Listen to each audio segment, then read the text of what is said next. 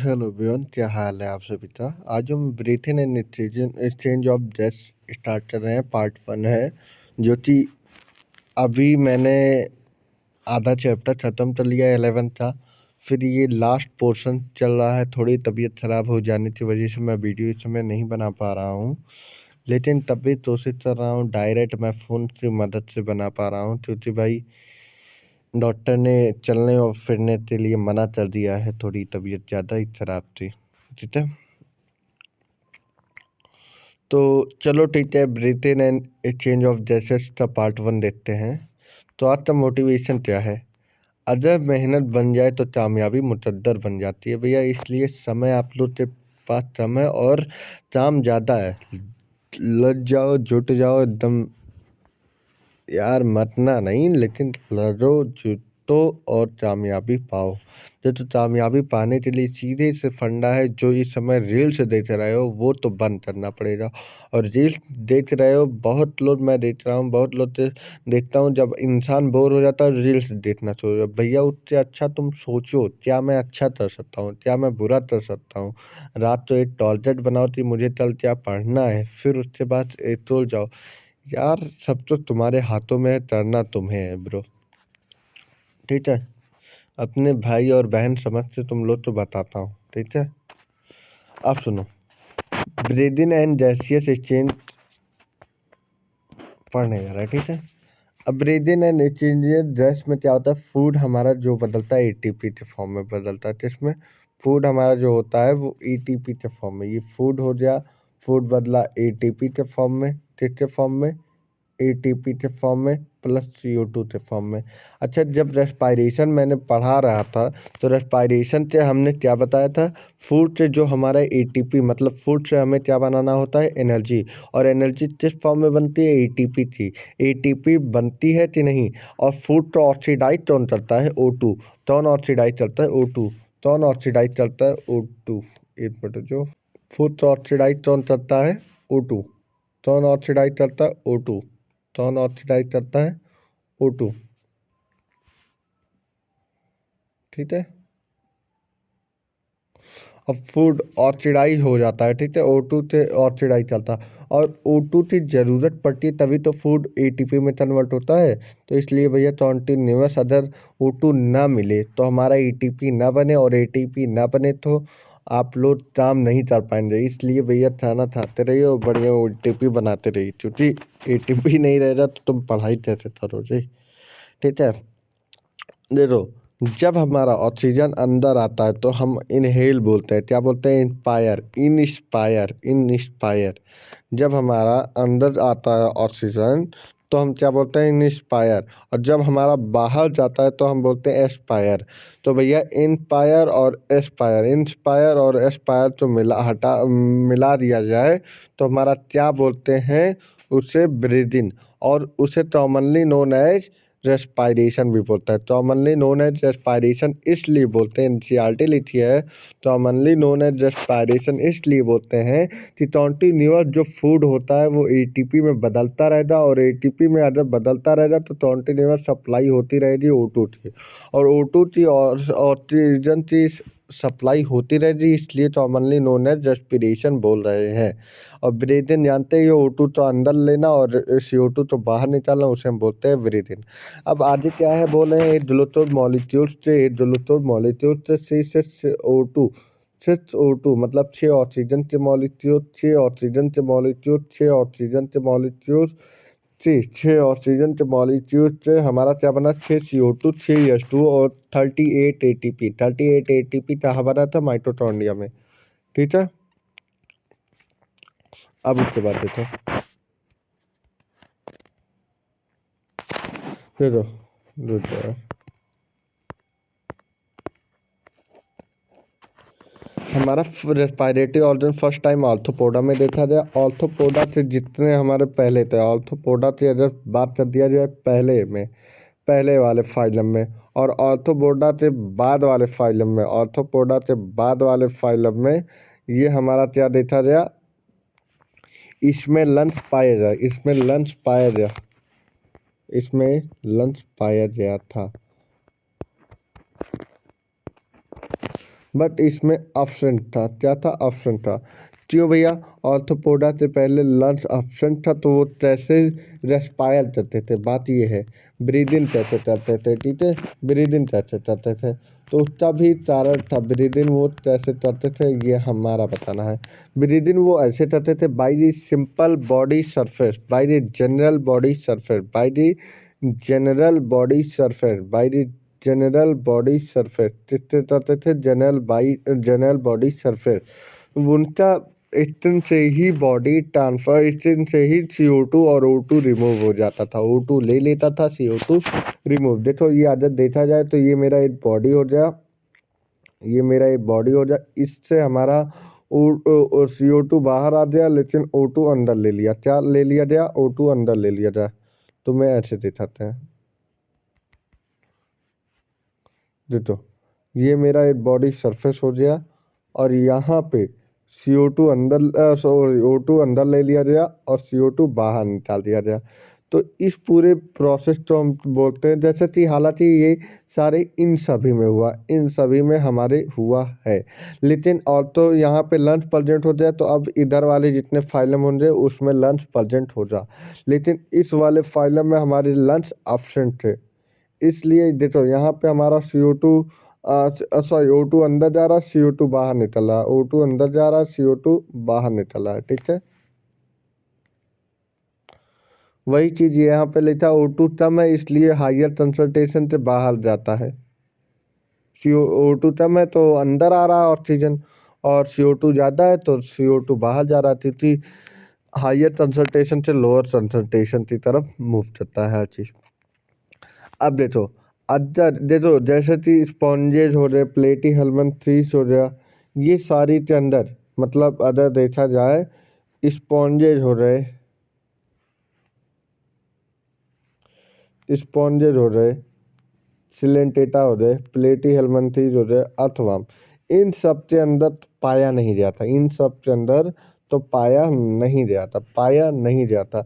लेकिन अगर बात कर दिया जाए लैंड की और एक्वेटिक में, तो लैंड और एक्वेटिक की बात किया जाए, अगर पानी में है तो उनके अंदर जिल्स पाया जाता, और लैंड में है तो उनके अंदर लंग्स पाया जाता। क्या पाया जाता? लंग्स। और अगर लंग्स पाया जाए तो स्पेशल वैस्कुलर, जिल्स पाया जाए तो उन्हें क्या बोला जाए? Special vascular structure. अगर लंग्स पाया जाए तो स्पेशल वैस्कुलर पैड बोला जाए। क्या बोला जाए? Special vascular pad. तुम्हें दिखा दे रहा है, ये तो, ये फिगर देखो, ये हमारा क्या है? स्पेशल वैस्कुलर पैड है। क्या है? स्पेशल वैस्कुलर पैड है, स्पेशल वैस्कुलर बैड है। और स्पेशल वैस्कुलर बैड है, देख लो, तो इस टाइप में हमारा बना है।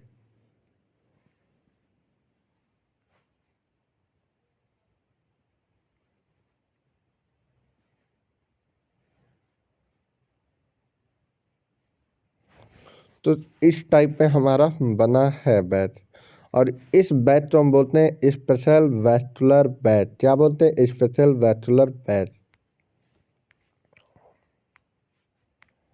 ठीक है। अब देखते हैं, अब एक्वेटिक आर्थ्रोपोडा, मोलस्का, फिशेस और रेप्टाइल बर्ड मैमल्स, ये मॉइस्ट स्टन से लेते हैं मोस्टली। अब देखो मॉइस्ट स्टन से कौन लेता है? मॉइस्ट स्टन से लेने वाले बोलते हैं ट्यूटिनस रेस्पिरेशन। क्या बोलते हैं? ट्यूटिनस रेस्पिरेशन। और ये दो ही लोड में होता है, एक हमारा अर्थवर्म में होता है, एक हमारा फ्रॉड में होता है। किसमें एक अर्थवर्म में होता है और एक फ्रॉड में होता है। किसमें होता है भाई, बताओ एक बार, नजर स्क्रीन पे। एक हमारा अर्थवर्म हो गया, दूसरा हमारा क्या हो गया? फ्रॉड हो गया। एक मेरा अर्थवर्म हो गया, दूसरा मेरा फ्रॉड हो गया, ठीक है बच्चा। अब आगे बढ़ो, जिल्स होता है, जिल्स ब्रोंचियल रेस्पिरेशन होता है, और लंग्स हमारा पल्मोनी। लेकिन अगर फ्रॉड की बात चलती है, अगर मेरा फ्रॉड की बात करता हूँ, तो फ्रॉड में हमारा तीनों तरीके से होता है। एक हमारा सिंपल बॉडी सरफेस होता है, एक हमारा ब्रोंचियल रेस्पिरेशन होता है, एक pulmonary respiration. Bronchial respiration Jill's में होता है, और लंग्स वाला अगर देखो, मेढक अगर पानी में रहा तो जिल्स में हो जा, अगर जमीन पे रहा लंग्स में हो जा, और अगर जैसे कभी कभी होता क्या नाम है कि वो अपने जनरल बॉडी सरफेस से भी रेस्पायर करने लगता है, तो इसके अंदर तीनों रेस्पायरेशन प्रेजेंट होता है। Maximum respiration depend upon two mechanism, दो मैकेनिज्म में हमारा रेस्पिरेशन होता है। अब आगे देखो हैबिटाट कैसे होता है। हैबिटाट और लेवल ऑफ ऑर्गेनाइजेशन। हैबिटाट में देखो मोस्टली जो होते थे स्टार्टिंग में, जितने हमारे ऑर्गेन पोरीफेरा सिलेंटेटा टेनोफोरा, ये सारे हैबिटाट किस तरह मिला, किसका हैबिटाट मिला, ये मोस्टली मैरीन वाटर से मिले। कहीं समुद्र के अंदर गहरे गहरे पानी में ये सारे मिले थे हैबिटाट। और लेवल और बॉडी ऑर्गेनाइजेशन पे डिपेंड किया। ऑर्थोपोडा के बाद मतलब अगर बात कर दिया जाए ऑर्गन सिस्टम के बाद हमारा ये सारी चीज़ अगर बन गया, अगर नहीं बना तो किसमें नहीं बना। पोरीफेरा सिलेंटेटा टिनोफोरा एस्टेल हेलमेंथ्रिस प्लेटी हेलमेंथ्रिस, फिर उसके बाद हमारे क्या आता है ऑर्थोपोडा। इसलिए ऑर्थोपोडा से पहले वाले में वो रेस्पायरेटरी ऑर्गन नहीं बना था, लेकिन उससे बाद वाला जितना था उसमें रेस्पायरेटरी ऑर्गन बना था। क्या ये उसके बाद रेस्पायरेटरी ऑर्गन बना था। अब रेस्पायरेटरी सिस्टम ऑफ ह्यूमन, अब देखते हैं रेस्पायरेटरी सिस्टम ऑफ ह्यूमन कैसे संभालते हैं भैया। Start with external NOCIL. NOCIL कहाँ प्रेजेंट होता है, नोज पे। कहाँ प्रेजेंट होता है, नोज पे। कहाँ प्रेजेंट होता है, नोज पे। फिर उसके बाद वो जाता है नेशनल पैसेज में। किसमें जाता है, नेशनल पैसेज में। किसमें जाता है, नेशनल पैसेज। फिर उसके बाद नेशनल कैविटी चैम्बर में जाता है। किसमें जाता है, नेशनल कैविटी चैम्बर में जाता है।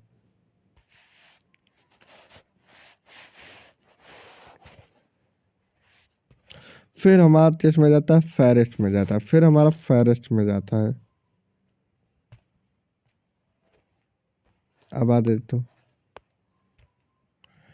देखो ये फीचर है। अरे अब हमारा जो एयर है नोसेल से होते हुए ये तो ऐसा आया। कैसा आया,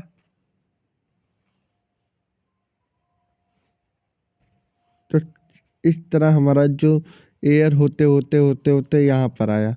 इसे हम बोलते हैं T5। आगे अभी हम तुम्हें समझ में आएगा, फिर उसके बाद फिर जब दिखाएंगे। पहले आगे पढ़ लो फिर देखो।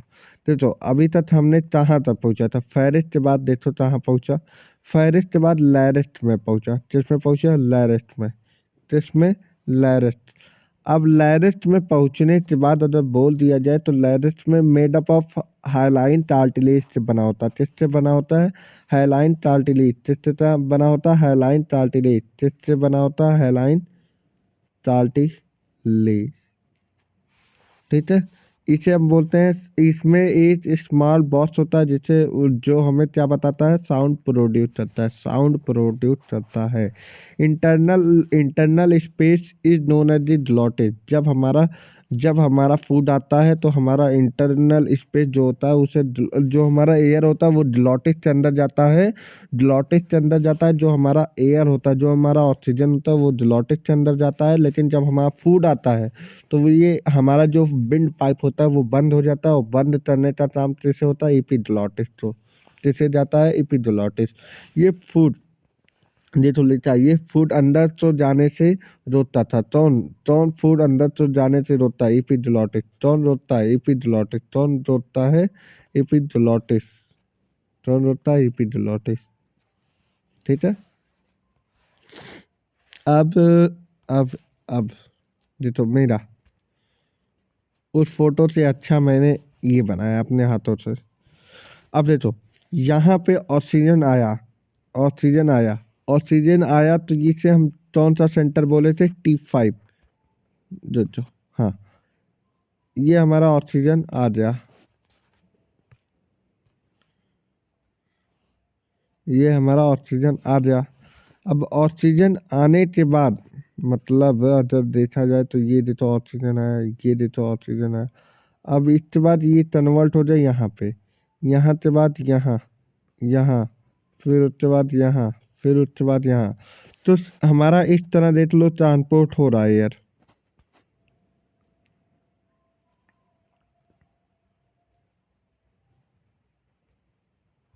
देखो कुछ हमारा एयर जो है वो इस प्रकार आ रहा है। तो इधर भी जा रहा है, तो हमारे इस वाले में भी आ रहा है, इस वाले में भी आ रहा है, इस वाले में भी आ रहा है, इस वाले में भी आ रहा है, ऐसे कन्वर्ट हो रहा है। तो देखो अगर देखा जाए तो इस हिसाब से हमारा जो ये एयर है वो मेरा तो ऐसे आ रहा है। फिर T5 इस जंक्शन तो क्या नाम दिया जाए, T5 क्या दिया जाए, T5। देखो इधर वाले जंक्शन तो, इधर वाले जंक्शन तो क्या नाम दिया जाए, T5 क्या दे दिया जाए, T5, जिसे बोला जाए T5। यहाँ पे द मोड़, हाँ बस यही, इसे बोलते हैं T5। क्या बोले हैं, T5। और अब देखो T5 के बाद देखो ये मेरा जब एयर यहाँ पे आया, कहाँ पे, एयर हमारा जब यहाँ पे आया, एयर यहाँ पे आया तो हमारा क्या बन गया था, जो है एयर जब यहाँ पे आया तो हमें बोलते हैं प्राइमरी ब्रोंचियोल। क्या बोलते हैं, प्राइमरी ब्रोंचियोल। फिर एयर जब हमारा यहाँ पे आया, कहाँ पे, यहाँ पे, तो उसे हम बोलते हैं सेकेंडरी ब्रोंचियोल। क्या बोलते हैं, सेकेंडरी ब्रोंचियोल। फिर उसके बाद हमारा जब एयर यहाँ पे पहुँचा, एयर यहाँ पे पहुँचा तो उसे हम बोलते हैं टर्जरी ब्रोंचियोल। फिर यहाँ पे जो देखो जो पाइप थी वो मोटी हो रही थी स्टार्टिंग में, लेकिन अब पतली होती जा रही है। तो प्राइमरी सेकेंडरी टर्जरी ब्रोंचियोल के बाद इनिशियल ब्रोंचियोल, फिर लास्ट में हमारा टर्मिनल ब्रोंचियोल आ गया। क्या, टर्मिनल ब्रोंचियोल आ गया। अब उसके बाद देखो उसके बाद हमारा क्या बनता है, एल्बोलार, एल्बोलार डक्ट होता है। फिर इरेगुलर सेट होता है जिसे हम एयर सेट, और एयर सेट तो ही हम बोलते हैं एल्बोलाई, एयर सेट तो ही क्या बोलते हैं, एल्बोलाई। तो ये हमारा पूरा हमारा फंक्शन हो गया हमारा हार्ट का, ठीक है।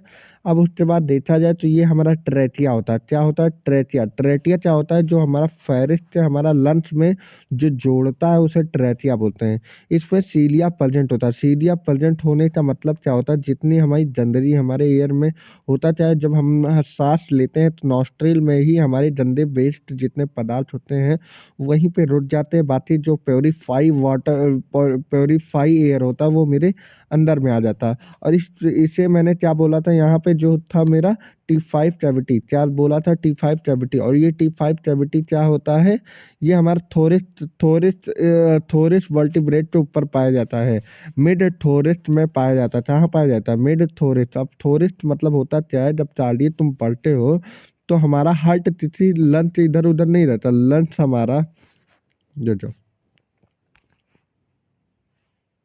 हम्म हटो हटो, हाँ। अब देखो जो हमारा लंच होता है वो तो यहाँ पाया जाता है भैया। अल्लाह जीता है रौला भाई।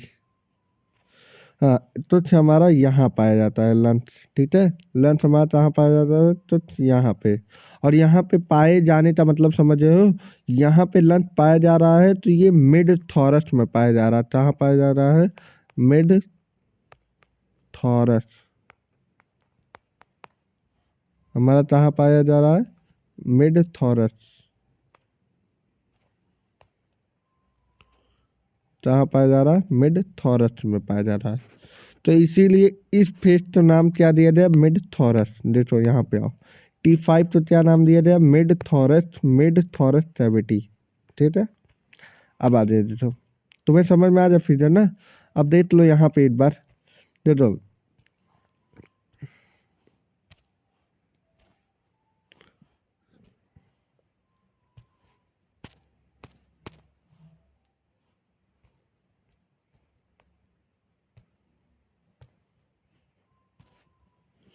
देखो एयर हमारा यहाँ से है यार, देखो एयर हमारा यहाँ से आ रहा है, फिर यहाँ से आया, फिर यहाँ से गया, फिर यहाँ पे गया, फिर यहाँ पे गया, फिर यहाँ पे घूम रहा है। ऐसे ही हमारा एयर घूम रहा है ना। देखो एयर हमारा यहाँ यहाँ आया, तो ये मेरा क्या हुआ, वेंट पाइप। तो यहाँ पे हमारा क्या बन गया, T5 आ गया था। यहाँ पे T5 बोला, ये मेरा इनिशियल बना। क्या बना, इनिशियल बना, ये मेरा इनिशियल बना, ये मेरा टर्मिनल बना, फिर ये मेरा एल्वोलाई बना, फिर मेरा ये एयर सेट बना। तो ये बना, ठीक है। फिर इधर हमारा प्राइमरी ब्रोंचियोल, सेकेंडरी ब्रोंचियोल और टर्जरी ब्रोंचियोल बना। ठीक है, ये सारे नाम हो जाए। ठीक है, तो ये तुम्हें फिगर समझ में आ जाएगा। देख लो मैंने बनाया है पूरा। All the branch of trachea, all the branch of trachea light ब्रोंचियोल और एल्बोलाई। लंच के चारों तरफ दो टर्बिन होती है, एक प्लूरल मेम्ब्रेन। लंच के चारों तरफ एक टेस्टा मेम्ब्रेन होता है, प्लूरल। ये क्या होता है प्लूरल मेम्ब्रेन, क्या करने जाता है कि हमारे जब लंच बैठ तो ये फ्रिक्शन की ज़रूरत होती है ना भाई। लंच बैठ जब हम लोग चलते रहते हैं तो कहीं ना कहीं झटका लगता है, और झटका लगने से बचाने का काम प्लूरल मेम्ब्रेन का होता है। देखो इनर प्लूरल, आउटर प्लूरल और प्लूरल स्पेस के अंदर प्लूरल फ्लूइड होता है। ये क्या होता है हमारा प्लूरल स्पेस होता है। क्या होता है प्लूरल स्पेस होता है। और इसके बाद हमारा ये क्या होता है जो यार,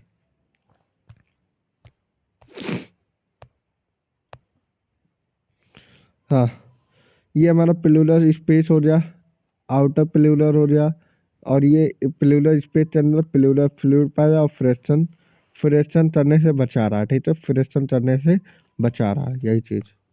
अब आगे देखो, ये फिगर देखो, ये फिगर तो चाहिए नहीं, बस तुम्हें जो जो समझे वो समझो। यहाँ पे हमारा आया ऑक्सीजन,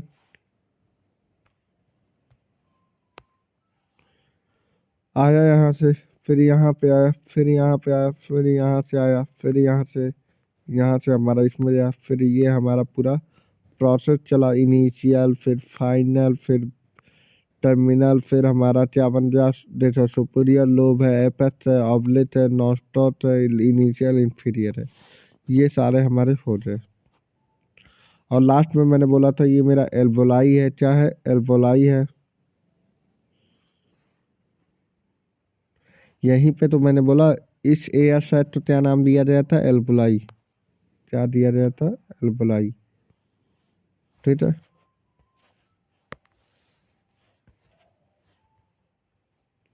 हमारा एयर ऐसे आता है, फिर उसके बाद यहाँ पे फेरिस में जा देख लो फोटो। अब नोट, सी शेप्ड चार्टिलिनियस रेंज। अब हमारा चार्टिलिनियस रेंज कहाँ होता है, जो हमारा चार्टिलिनियस रेंज ये होता है, ये होता है।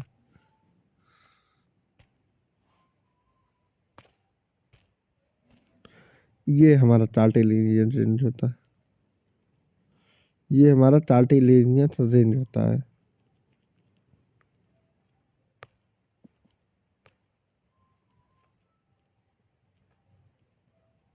ये हमारा चार्टिलिनियस रेंज होता है। तो बोल क्या रहा है, C-shaped curtilinear rinse is present in trachea in initial bronchiole. It prevents prolapse of tube where is no air. अच्छा, जब हम एयर रेस्पायर करते हैं तो उसमें एयर नहीं होती। एयर नहीं होने का मतलब जब हमारा पाइप, अच्छा जब तभी तुम देते हो ट्यूबवेल में, जब ट्यूबवेल देते हो तो जब ट्यूबवेल में पानी जो पाइप से सींचते हैं, पाइप से सींचते हैं, तो जब पानी खत्म हो जाता है तो उसका पाइप चिपक जाता है। तो ठीक उसी पता है, जब मेरा पाइप है तो पाइप अगर मैं हवा नहीं रहा तो उसमें चिपक जाएगा कि नहीं, ये बताओ। और उसी चिपकने ना के लिए हमें क्या बताया गया,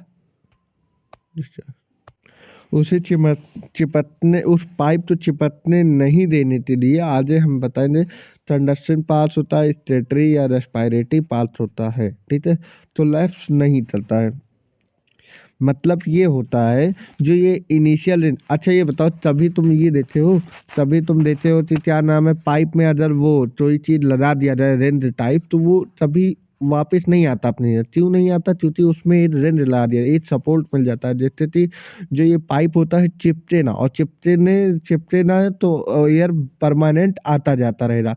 इससे ये हो जाता है, मान लो तुम्हारे अंदर प्रोलैप्स हो जाता है, पाइप का चिपक जाता है, तो उसके बाद तुम हवा नहीं ले सकते हो, ब्रीथिंग नहीं कर सकते हो, डेथ भी हो सकती है। इसलिए अगर डेथ ना होने की वजह से, इसलिए इसमें क्या पाया जाता है कार्टिलिनियस रेंज, और कार्टिलिनियस रेंज पाया जाता है इसकी वजह से हमारा जो ये क्या नाम है, ट्यूब होता है। ट्यूब मतलब हमारा जो ये कार्टिलेनियस ट्यूब होता है, उसके अंदर रेन लगाने से ये चिपकता नहीं है, तो लेफ्ट नहीं चलता है। रेस्पायरेटरी सिस्टम में दो पार्ट होते हैं, एक कंडक्शन पार्ट होता है, एक एक्सचेंज और रेस्पायरेटरी पार्ट होता है। अब कंडक्शन पार्ट क्या होता है, रेस्पायरेटरी पार्ट क्या होता है, ये देते हैं। जब एक्सटर्नल नॉस्ट्रिल क्या होता है, हमारे नोज में पाया जाता है, टू टर्मिनल ब्रोंक्यूल, और हमारा टर्मिनल ब्रोंक्यूल क्या होता है, वो हमारा लास्ट में, हमारा जो लंच का लास्ट पार्ट था उसे हम बोल देते हैं टर्मिनल ब्रोंक्यूल। ये एटमॉस्फेयर एयर तो एल्वोलाई तक लाता है और एल्वोलाई की एयर तो बाहर ले जाता है। देखो एटमॉस्फेयर का एयर होता है वो कहाँ तक जाता है, एल्वोलाई। एल्वोलाई क्या होता है, एयर साइड तक ले आता है, और एल्वोलाई में क्या प्रेजेंट होता है, CO2, और CO2 तो कहाँ ले जाता है, बाहर। और इसी बाहर चले जाने तो प्रक्रिया क्या होता है, ब्रीथिंग और क्लीनिंग और फिल्ट्रेशन ऑफ एयर।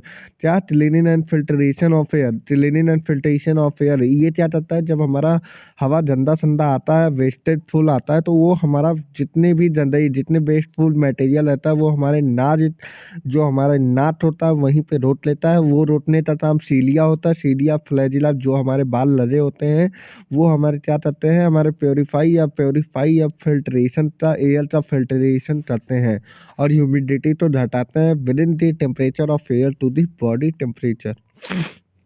अब रेस्पायरेटरी क्या है, आगे दे तो चलो। रेस्पायरेटरी पार्ट क्या होता है, देखो ये हमारा, इधर से हमारा O2 आ रहा है, क्या आ रहा है, इधर से O2 आया। अब O2 आया तो यहाँ पे O2 की संख्या कितना है, मैक्सिमम, ये तो समझ ही रहे हो। जब हमारा O2 आ रहा है तो हमारे इस रेस्पायरेटरी पार्ट में O2 मैक्सिमम है, और इस रेस्पायरेटरी O2 CO2 मिनिमम होता है। तभी तो तुम सोचो, अगर हमारा एटमॉस्फेयर में O2 ज़्यादा है, तभी तो ये लंच की तरफ आ रहा है, क्योंकि हमेशा हर कोई चीज़ हायर कंसंट्रेशन से लोअर कंसंट्रेशन की तरफ आता है।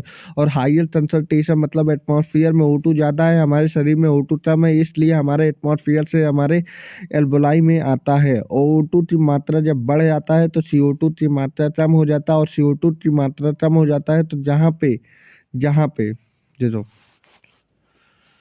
अब देखो, रुको, O2 आ जाए ना, O2 आ गया, इसे बोलते हैं यहाँ पे हमारे सब्सटेंस होता है, बेसमेंट सब्सटेंस बोलते हैं। इसमें जो स्पेस है इसे बोलते हैं बेसमेंट सब्सटेंस, ठीक है। ये होता है ब्लड कैपिलरी, ये हमारे इसके अंदर ऑक्सीजनेटेड ब्लड होता है। और यहाँ पे डीऑक्सीजन, आगे तुम्हें समझ में आएगा ऑक्सीजनेटेड क्या है, डीऑक्सीजनेटेड क्या है, सिंपल डिफ्यूजन क्या है, आगे तुम, ठीक है। अब देखो, लंग कहाँ प्रेजेंट था, थोरस कैविटी में। कहाँ प्रेजेंट था भैया, थोरस कैविटी। कहाँ प्रेजेंट था भैया, थोरस कैविटी। कहाँ प्रेजेंट था, थोरस कैविटी। एयर टाइट था, वेल प्रोटेक्ट ऑल साइड था। डॉर्सल में क्या था, वर्टेब्रल कॉलम। डॉर्सल में क्या था, वर्टेब्रल कॉलम।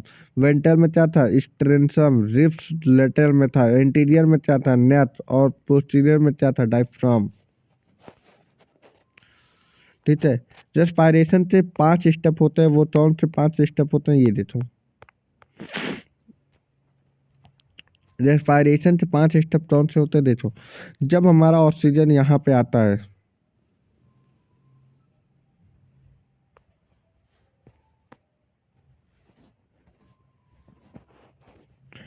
जब ऑक्सीजन यहाँ से यहाँ आया, अब ऑक्सीजन यहाँ से आया तो इस पाइप में, जितनी रेड वाले हमारे पाइप हैं, ये ऑक्सीजन था। अब ये गया आर्टरीज में जाने के बाद ये हमारा वेंस में गया, फिर उसके बाद हमारे ब्लड कैपिलरी में गया।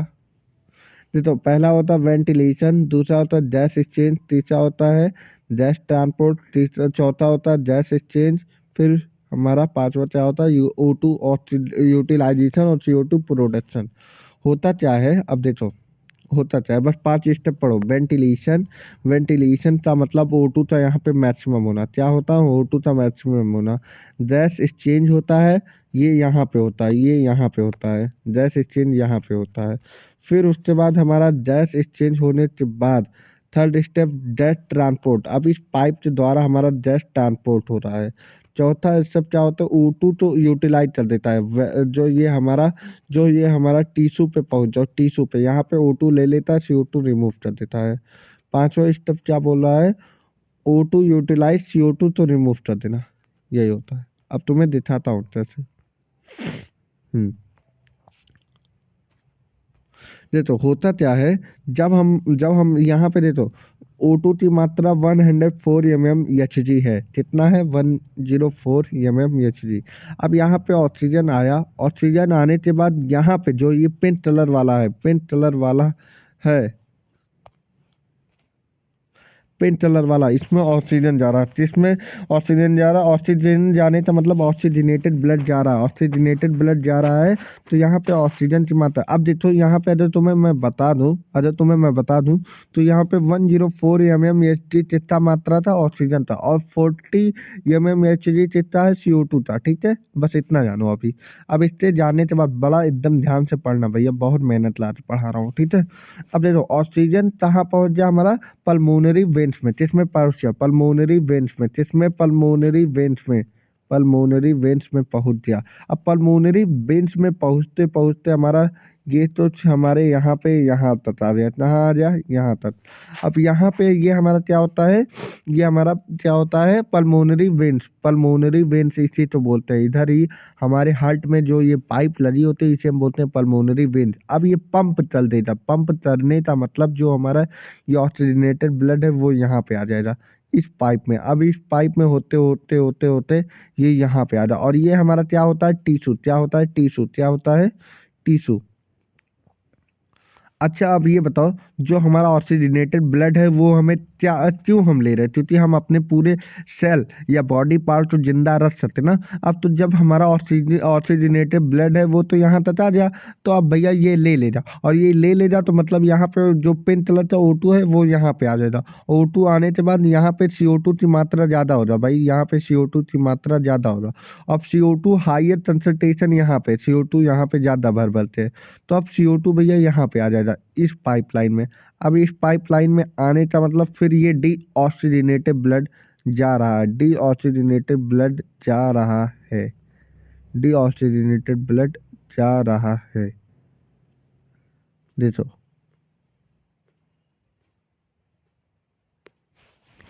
देख लो, पूरा प्रोसेस यही है।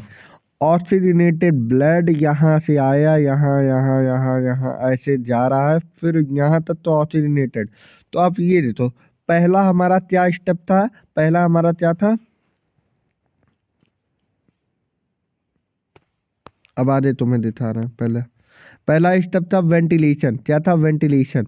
वेंटिलेशन में क्या होता है? हमारा जो एयर होता है वो ज़्यादा होता है। ठीक है, दूसरा हमारा क्या हुआ? Gas exchange.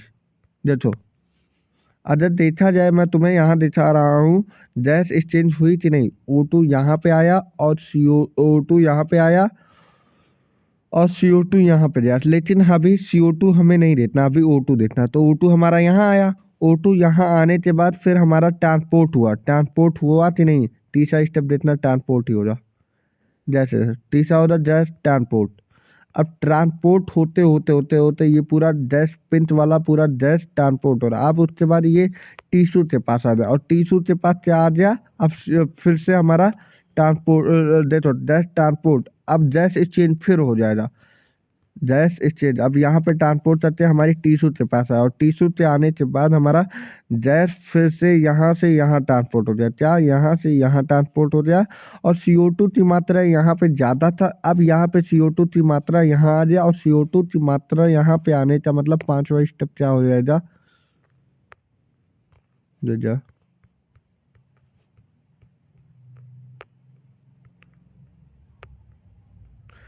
पांचवा स्टेप क्या हो रहा? O2 यूटिलाइज मतलब ले लेगा, और CO2 प्रोडक्शन कर लेगा फॉर सेलुलर रेस्पिरेशन की तरह। देखो O2 ले लिया और CO2 रिमूव कर दिया। अब देखो दूसरा पॉइंट है, देखो यहाँ पे ऑक्सीजन था कितना हमारा था? ऑक्सीजन हमारा था 104 mmHg। कितना था? 104 mmHg, 104 mmHg। उसके बाद देखो CO2 कितना था? CO2 हमारा कितना था?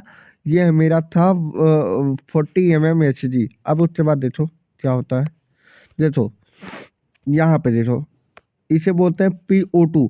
जब यहाँ पे O2 की मात्रा ज़्यादा, अब देखो इसमें क्या टहल रहा था, O2 ही तो टहल रहा था भैया। इस पाइपलाइन जो पिंच वाले पाइपलाइन है वो उसमें O2 की मात्रा ज़्यादा हो जाता है, क्योंकि एटमॉस्फेयर से ये O2 आ चुका था। O2 आने का मतलब यहाँ पे O2 की मात्रा ज़्यादा हो जाए और CO2 की मात्रा कम हो जाए। अब CO2 की मात्रा कम हो जाए तो भैया यहाँ पे CO2 कम हो जाएगा,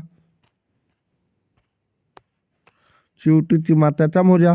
तो अब यहाँ पे देखो, वहीं पे अगर देखा जाए यहाँ पे O2 की मात्रा कम था, O2 की मात्रा ज़्यादा था और CO2 की मात्रा कम था। और यहाँ पे क्या है, O2 की मात्रा ज़्यादा और CO2।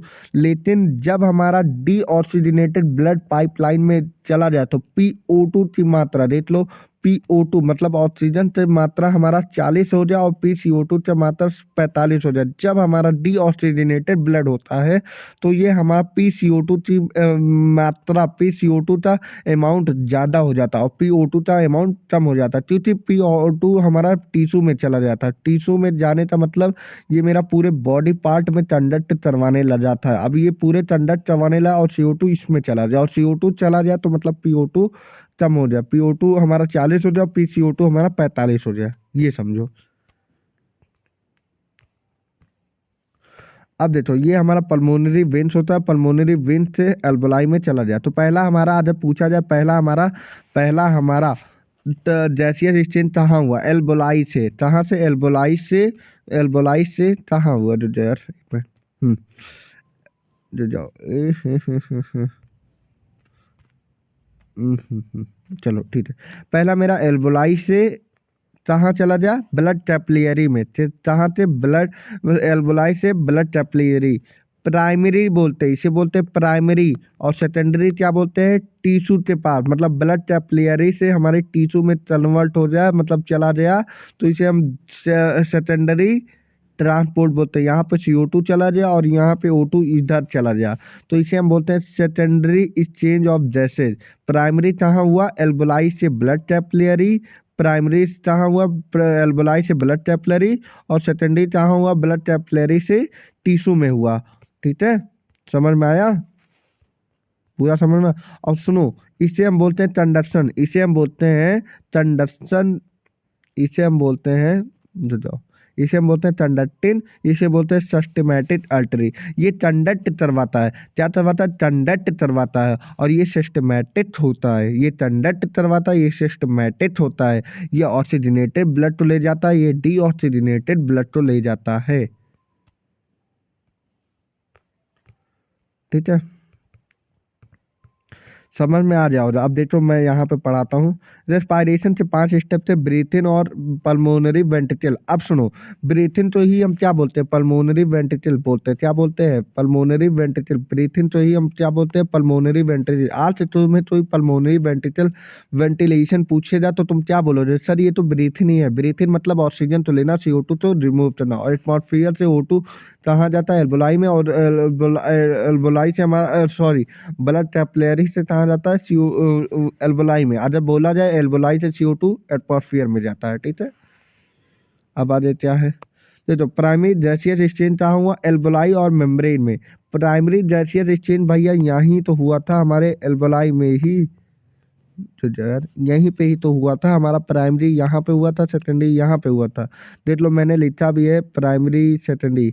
प्राइमरी देखो यहाँ पे आया, O2 ज़्यादा हुआ, फिर सेकेंडरी हमारा यहाँ पे हुआ, मतलब सेकेंड स्टेप हमारा यही तो ट्रांसपोर्ट हुआ। तुम्हें दिखाता हूँ, देखो, हाँ, ये हमारा ऑक्सीजन यहाँ आया, ऑक्सीजन का मात्रा ज़्यादा। अब यहाँ पे ट्रांसपोर्ट हुआ, O2 था यहाँ आया इस कैपिलरी में, और CO2 यहाँ से आया। O2 यहाँ से ऐसे ऐसे ऐसे ऐसे पूरा नाचित गया है। तो प्राइमरी यहाँ पे ही तो गैसियस ट्रांसपोर्ट हुआ, प्राइमरी यहाँ पे ही हुआ ना, और सेकेंडरी यहाँ, और चौथा स्टेप ये है। ठीक है, ट्रांसपोर्ट ऑफ गैसेज O2, देखो प्राइमरी लिखा है, प्राइमरी O2 कहाँ से ट्रांसपोर्ट हुआ, फ्रॉम एल्बोलाई टू टिश्यू। 8 मिनट यार, फ्रॉम टिश्यू टू एल्बोलाई, ये ना दे तो अभी तो जो ये थर्ड स्टेप में आ रहा है ना। हाँ हाँ, पहले में देखो ब्रीथ इन हुआ, पल्मोनरी वेंट्रिकल से एटमॉस्फेयर एल्बोलाई में हुआ। प्राइमरी गैसियस एक्सचेंज कहाँ हुआ, एल्बोलाई एंड मेम्ब्रेन। तीसरा स्टेप क्या हुआ, ट्रांसपोर्ट ऑफ गैसेज। अदर हमारा पहले ऑक्सीजन कहाँ गया, ऑक्सीजन एल्बोलाई से टिश्यू में गया, और CO2 कहाँ गया, टिश्यू से एल्बोलाई। ऑक्सीजन कहाँ गया था भैया, ऑक्सीजन देखो यहीं पे मैं अभी बता रहा हूँ। ऑक्सीजन देखो ये हमारा ऑक्सीजन कहाँ गया, ये हमारा एल्बोलाई टू टिश्यू में गया। अगर देखा जाए ये पाइपलाइन हटा दो तो ये हमारा जो एल्बोलाई से टिश्यू में गया, और ये CO2 कहाँ गया, CO2 टू एल्बोलाई में गया। तो वही चीज़ यहाँ पे लिखा है कि भैया ऐसा है, ट्रांसपोर्ट ऑफ जैसे O2 एल्बोलाई to tissue from tissue to एल्बोलाई में ही गया है। देखो secondary gas exchange between blood and tissue, secondary gas exchange कहाँ हुआ, ब्लड एंड टिश्यू के बीच में। Use of O2 by the tissue from aerobic respiration, aerobic respiration 4 step में था, ग्लाइकोलाइसिस, लिंथेशन, क्रेब्स साइकिल, ETS। तो ये अभी इतना समझ में आ गया। अब उसके बाद एक्सपायर हो जाता है। हाँ, एक्सपिरेशन हो जाता है, जस्ट रिवर्स ऑफ इंस्पायरेशन। अब जिस तरह हमारा इंस्पिरेशन, मैंने जिस तरह सांस लिया, जस्ट अपोजिट हो जाता है भैया, मतलब टिश्यू से हमारा ब्लड कैपिलरी में चला जाता है, और ब्लड कैपिलरी से हमारा एल्बुलाई में चला जाता है, जस्ट रिवर्स ऑफ ट्रांसपायरेशन होता है। ठीक है, फिर उसके बाद हमारा EICM और या डायफ्राम रिलैक्स हो जाता है।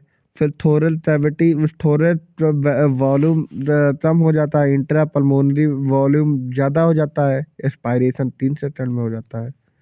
ठीक है, देख लो वही चीज़ है मैंने यहाँ पे बनाया है। गैसियस एक्सचेंज 2 प्लेस पर होता है, एक बिटवीन एल्बुलाई टू ब्लड और एक ब्लड टू टिश्यू। देखो मैंने बोला था प्राइमरी, देखो मैंने बोला क्या था, एल्बुलाई से ब्लड में आया और दूसरा ब्लड से टिश्यू में आया। देखो यही मैंने बोला था ना, पहला मेरा ब्लड से टिश्यू में आया और दूसरा टिश्यू से हमारा ब्लड में गया। तो वही तो हुआ, प्राइमरी क्या हुआ, एल्बुलाई टू ब्लड और ब्लड टू टिश्यू। गलत नहीं पढ़ा रहा हूँ बच्चों, एकदम सोचना नहीं ये चीज़, तुम्हें गलत पढ़ाया।